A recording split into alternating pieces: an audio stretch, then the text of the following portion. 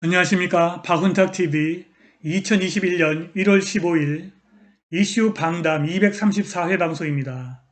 오늘도 KBS, MBC, SBS와 종편 방송이 보도하지 않는 중요하고 새로운 소식 전달해 드리도록 하겠습니다. 트럼프 대통령의 트위터 계정이 폭파된 이후 트럼프 대통령이 위미라고 하는 아주 작은 SNS에서 새로운 계정을 만들었습니다.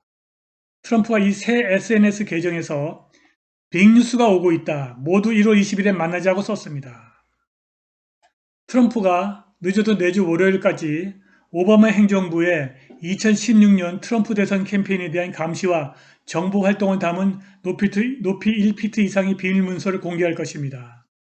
이미 인터넷에는 헌터 바이든, 클린턴 전 대통령, 오바마 전 대통령, 그리고 척스머 전 민주당 하원 의장 등 민주당 지도자들의 더러운 동영상이 돌아다니고 있습니다. 그리고 트럼프 행정부가 인도 태평양에서 중국을 압박하는 군사 전략에 관련된 비밀 문서를 전격 공개해버렸습니다. 임기 5일을 앞두고 트럼프 대통령이 퇴임이 아니라 새로운 4년을 준비하는 행보를 보이고 있습니다. 한편 미국 사회가 중공 전체주의의 침투에 대한 감을 잡았습니다. 조지 오웰의 소설 1984가 아마존닷컴에서 베스트셀러 2위로 등극했습니다. 방송 시작하겠습니다. 구독 버튼, 알람벨 버튼, 좋아요 버튼 부탁드립니다. 구독하신 분들은 구독 취소 확인해 주시고 유튜브 프리미엄 신청해 주시기 바랍니다. 트럼프 대통령이 1피트 이상 높이의 문서를 비밀 해지하고 공개를 허용했습니다. 이 문서는 2016년 트럼프 캠페인에 대한 오바마 행정부의 감시와 첩보 활동 그리고 들어오는 트럼프 대통령을 훼손하기 위한 더 큰 작전의 일부를 담고 있습니다. 기자 출신의 트럼프 대표팀, 트럼프 팀인 존 솔로몬에 따르면 이 문서들이 빠르면 금요일, 늦어도 월요일에는 방출될 것이라고 합니다. 그가 엄청난 길을 열었다. 1피트 이상 높이의 문서들이 FBI와 DOJ, 법무성에 의해서 공개될 것이다. 이들은 FBI가 지난 4년 동안 대중에 공개하기 꺼린 문서들이다.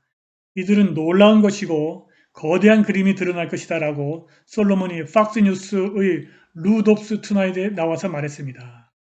솔로몬의 웹사이트에 따르면 러시아 게이트는 힐러리 클린턴의 이메일 스캔들을 덮기 위해 만들어졌고 뉴스 매체에 흘린 것이라고 합니다. 그런데 이러한 문서의 공개는 시작에 불과한 것입니다. 이미 인터넷에 헌터 바이든, 클린턴 전 대통령과 오바마 전 대통령 그리고 민주당 전 하원의장 척 슈머의 더러운 동영상이 돌아다니고 있습니다. 심지어 이들이 학대한 소아들을 비밀 유지를 위해서 살해했다는 소문도 돌아다니고 있습니다. 오바마도 동성애자인데 대통령 선거에 출마하기 전에 동성애 상대자가 죽었다는 소문도 있습니다. 이미 이들이 다 체포되었고 범행을 모두 자백했다고 전하는 동영상도 있습니다. 우리가 이러한 소문을 확인할 방법은 없으나 임기 5일을 남겨둔 트럼프 대통령의 행적을 보면 이러한 소문이 단지 허무맹랑한 것만은 아닐 것이라는 확신을 가질 수가 있습니다. 그는 새로운 4년을 준비하고 있습니다. 무엇보다 그가 개설한 새로운 SNS 계정에 올린 글이 눈에 확 들어옵니다. 자, 이것이 위에 올린 트럼프 대통령의 새로운 계정에 있는 글입니다. Big news is coming. 큰 소식이 들어오고 있다. See you all January 20, 2021. 2021년 1월 20일에 모두 함께 봅시다. 분명히 트럼프는 1월 20일 취임식에 가지 않겠다 그랬는데 취임식에 오라는 것입니다. 도대체 이게 무슨 뜻일까요? 아마도 이 빅뉴스는 바이든의 대통령 당선인 사퇴일 가능성이 높습니다. 트럼프는 이미 4년의 새로운 임기를 시작한 것 같습니다. 그가 지난 수요일 미국 투자자들에게 국방성이 블랙리스트에 올린 중국 군사기업의 주식을 2021년 11월 11일까지 전량 매각하라는 행정명령에 서명했습니다.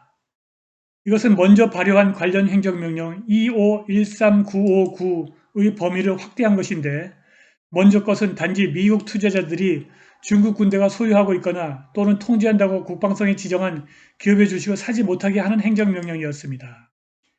임기를 5일 남긴 대통령이 이런 행정명령을 내릴 수 있는 것인지 저는 잘 모르겠습니다. 국방성은 지금까지 미국에서 직간접적으로 사업을 영위하는 35개 기업을 인민해방군이 소유하거나 통제하는 중국 군사기업으로 지정했습니다. 여기에 중국의 석유회사와 반도체 칩 생산업체가 전부 포함되어 있습니다. 뿐만 아니라 트럼프는 고도로 민감한 국가안보 문서의 비밀을 해제했습니다. 이것은 중국에 대한 전략을 담고 있습니다. 이것은 지난 화요일 밤 늦게 공개되었고 일본과 호주 그리고 다른 지역에서는 헤드라인을 장식했는데 미국의 주류 매체들은 일절 보도하지 않았습니다.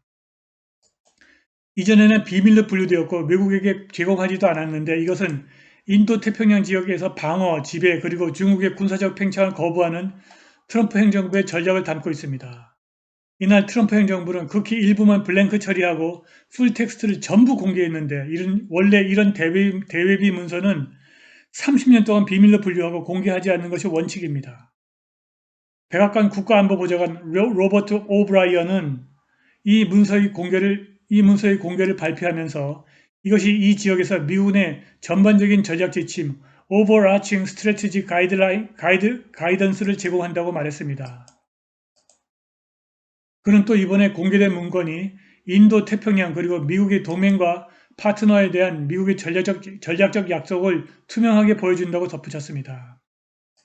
이 10쪽짜리 문서에서 드러난 미국 국가안보의 가장 중요한 도전은 인도 태평양 지역에서 미국의 전략적 우월성을 유지하고 중국의 새로운 비자유주의적 영향력 건설을 차단하면서 자유로운 경제 질서를 촉진하는 것입니다. 이것을 성취하는 중요한 수단은 갈등이 발생하면 제1도련선 안에서 중국의 지속적인 공군력과 해군력을 부정하는 방어 전략을 고안 및 수행하고 대만을 포함한 제1도련선 안에 있는 도서국가들을 방어하고 그리고 제1도련선 밖에 있는 모든 지역을 지배하는 것입니다. 이러한 전략은 이번에 비밀 해제되고 공개된 문서 중에서 가장 담대한 부분이고 북경과 인민해방군의 리더들의 강력한 반발을 초래할 것이 틀림없습니다. 과연 이러한 정책 변경이 임기 5일을 남겨두고 퇴임을 준비해야 할 미국 대통령이 할 수 있는 것인지 저는 잘 모르겠습니다. 그러고 보니 퇴임을 앞둔 트럼프의 새로운 정책들은 모두 중공을 겨냥한 것입니다. 이와 관련하여 미 하원 행정위원회 Executive Commission은 중국이 특히 신장 자치주에서 임금을 거의 지불하지 않는 강제노동과 땡땡땡땡을 위한 땡땡 행위가 급증하고 있다고 발표했습니다. 영국 보수당의 인권위원회 부의장이고 홍콩 워치 창설자 베네딕트 라저스가 신장 자치주의 강제 노동력을 사용하는 미국의 유수한 기업을 포함한 글로벌 85대 기업의 명단을 공개해버렸습니다. 중국 경제는 총 요소 생산성 (Total Factor Productivity가) 마이너스이고 따라서 사실상 제로 또는 마이너스 성장을 하고 있습니다. 중국은 위안화를 찍어서 스위프트 국제결제 시스템에서 달러화로 바꾸고 신장 자치주와 교도소에서 이루어지는 강제노동으로 버티고 있습니다. 85대 글로벌 기업이 신장 자치주 강제노동을 사용하지 않고 중국을 스위프트에서 배제해버리면 중국은 며칠 버티지 못하고 붕괴합니다.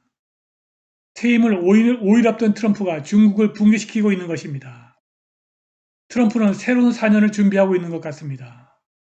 천만다행스럽게도 미국 사회가 중공의 전체주의 침투에 눈을 뜨기 시작한 것 같습니다. 아마존닷컴에서 전체주의 체제의 위험성을 경고하는 조지 오웰의 소설 1984가 베스트셀러 2위를 기록했습니다. 트럼프와 미국의 부활을 기대합니다. 오늘 방송은 여기까지입니다. 후원과 자발적 구독료 부탁드립니다. 감사합니다.